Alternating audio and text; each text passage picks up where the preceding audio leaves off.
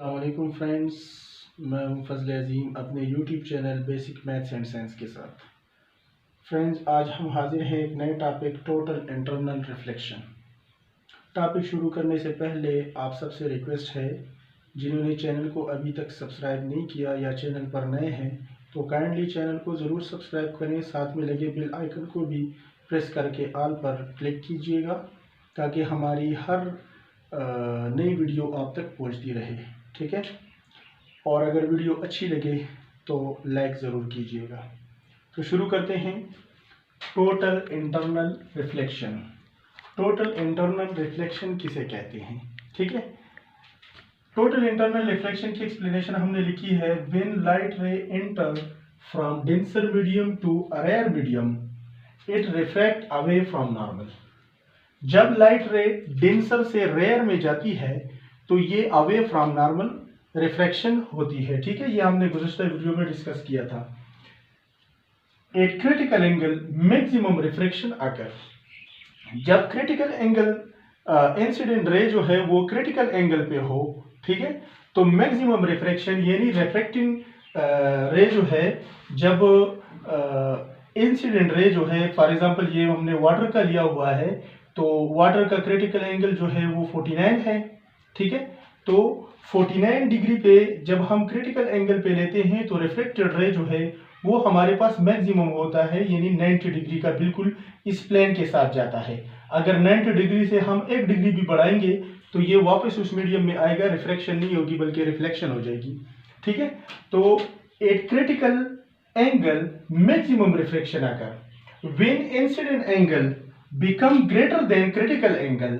जब आप इस इंसिडेंट एंगल को क्रिटिकल से थोड़ा बढ़ा दें, जैसे हमने यहाँ पे बढ़ाया हुआ है, इंसिडेंट एंगल को 49 वाटर का क्रिटिकल एंगल है, ठीक है, और हमने ये 50 लिया हुआ है, यदि इंसिडेंट एंगल को क्रिटिकल से थोड़ा सा बढ़ा दें, then no refraction of light occurs, तो फिर रिफ्रैक्शन नहीं होती, लाइट की बेंडिंग नहीं होती, rather than light reflect back in the same denser medium.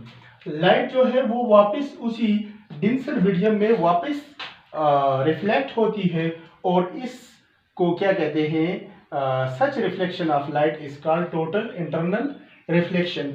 इसे कहते हैं टोटल इंटरनल रिफ्लेक्शन। ठीक है, यानी यहाँ पे ये बात याद रखना है, टोटल इंटरनल रिफ्लेक्शन के लिए हमारे पास कंडीशन जो है वो हम क्या ले सकते हैं, दो ही कंडीशन है।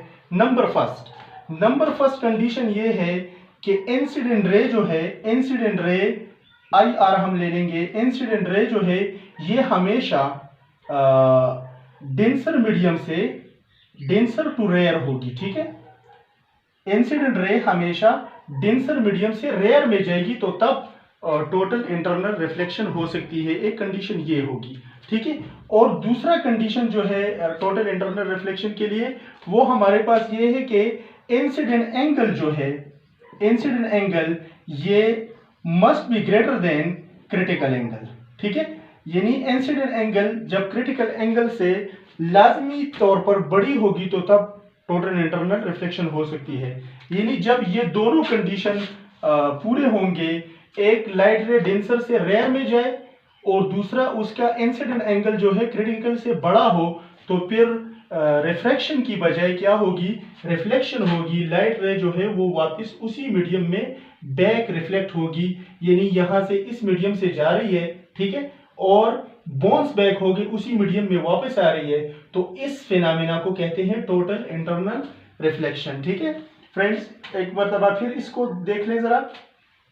When light ray enter from denser medium to a rare medium, जब लाइट रे डेंसर से रेयर मीडियम में जाती है, it refract away from normal, तो ये नॉर्मल से अवे रिफ्लेक्ट होती है। ठीक है, eight critical angle, critical angle पर हर एक मीडियम का अपना एक खास क्रिटिकल एंगल होता है, जैसे वाटर का 49 है, ग्लास का 42 है, वगैरह वगैरह।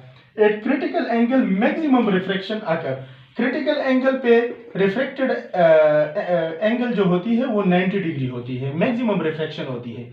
लेकिन जो ही when incident angle become greater than the critical angle, जब इंसिडेंट एंगल क्रिटिकल से बढ़ जाए, वाटर का 49 क्रिटिकल है और ये 50 हो गया, क्रिटिकल से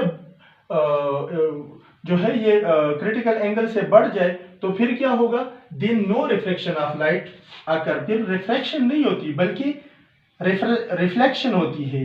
rather the light reflect back in the, उसी मीडियम में बैक ये लाइट रिफ्लेक्ट होगी, और जब लाइट किसी मीडियम से जा रही है और उसी में बैक रिफ्लेक्ट होती है तो इस फिनोमेना को कहते हैं टोटल इंटरनल रिफ्लेक्शन।